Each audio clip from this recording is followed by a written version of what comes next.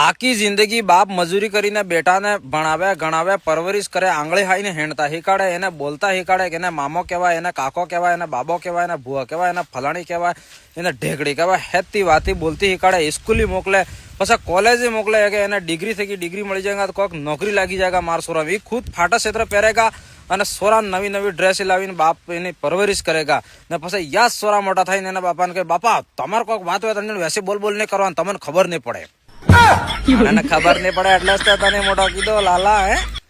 ને પાછી અણે બૈરી આવી ફદુકડી જેવી હું કે ખબર હે માર હામે કે વાયરાજી ની બોલ બોલ કરીને હાઉજી ની બડબડ કરે મત ગમે ને મત કંટાળો આવી જાય મોત ખીજાઈને જાતી રહુંગા માર બાપાને ઘેર એ ભાઈ ફદુકડી હાયરાજી ને હાહુજી દીકીને પહેલા વાળી વહુ થી કે ઈ હાપતી હેણતી માર હાહુ આવી જાય માર હાયરો આવી જાય મને એટલી ફાટતી આજકાલ વાળી વહુ તે હાયરા હામી વિમલ કઈ એમ દઈને